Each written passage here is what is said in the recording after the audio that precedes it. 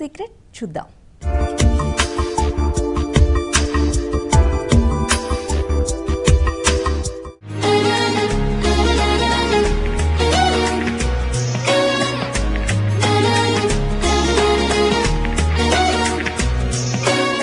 I was a housewife and I had put on a lot of weight, and that's one fine day I just realized that no, I had to lose a lot of weight, and that's when I started to work out a little. I joined aerobics, and I've always been interested in dance, and then I used to love my aerobic classes, and after a certain point of time my knee started to hurt.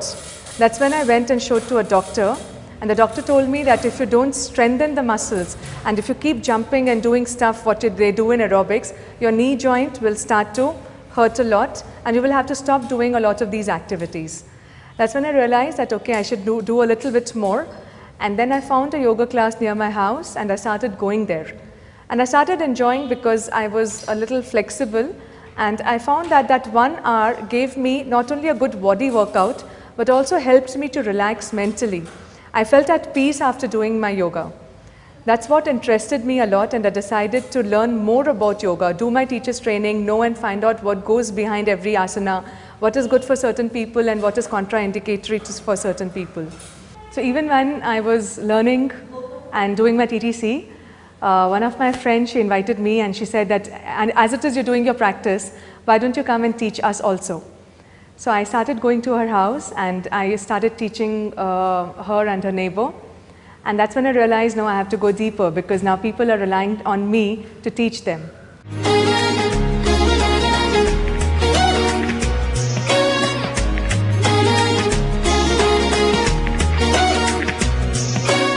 And then when I started learning about yoga, there were days when I would spend almost 6 hours, 8 hours just reading about yoga, the different aspects and the different styles and forms of yoga.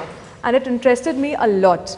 So it was not only about the physical body. I realized that yoga is a complete science and a good technology to lead a good holistic life. It's a complete science in itself. So the more I learned, the more I taught, and the more I got driven and interested into it. I went on to do a lot more teacher training, a lot of workshops. I did a lot of workshops in India, abroad. And then I kept getting new forms and new styles of yoga to Anahata so that it can relate to different kinds of students. So we have classes right from the very traditional Hatha yoga style to a little more modern, the vinyasa, the power yoga as it is colloquially called. We have Iyengar inspired classes as well, where we use a lot of props.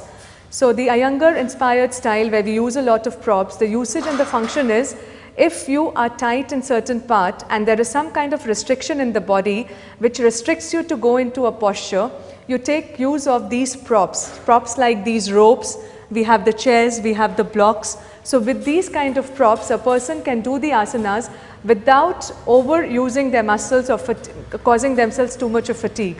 And then it helps them to open up their body slowly, and then they can do more and more practice in a much more easy manner.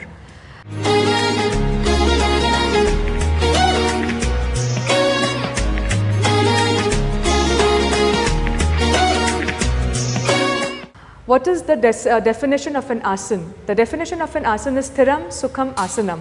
Until and unless a person feels very steady and very relaxed in a particular posture, it is not an asana, it is not a posture. He or she is still working towards that posture. So when you use these props, at certain stage you find that sthira and sukha, you find that phase and you find that zone where you really feel that you want to stay in that state. So from Hatha, we do a lot of vinyasas, which is power yoga, as I mentioned. We do Iyengar inspired classes also. Then we do a little more modern forms of yoga, which is the acro yoga, which is a partner based yoga, which is done between 2 people, 3 people. So it is about 2 people coming together, communicating with each other, understanding and trusting each other. So it builds up a good relationship between the 2 people, and when there are a group of people doing, it builds up a good relationship between the group of people. And then we do a lot of aerial yoga as well, which is recently introduced to the studio. Aerial yoga is a beautiful practice for women as well.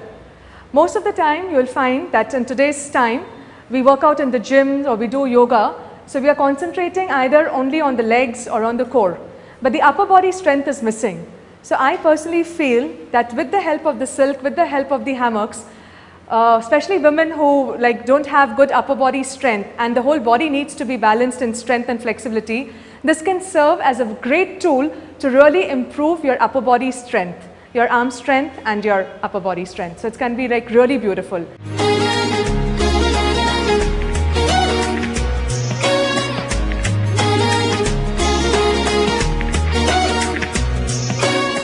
In today's scenario where people are stressed out because of so many reasons, coming back to your yoga class and doing a lot of restorative postures helps you to restore, rejuvenate and to de-stress you.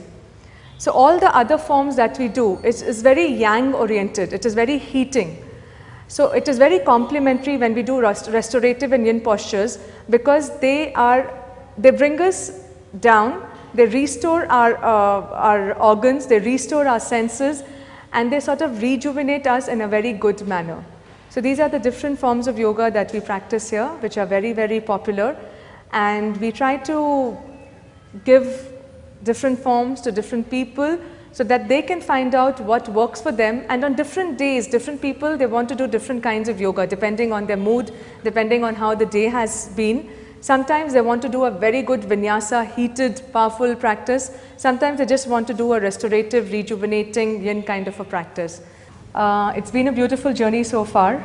We've had so many different kinds of people from different walks of lives, and then to modify the yoga according to their needs and their aspirations, it's been quite challenging and it's been quite fruitful and a very good experience also.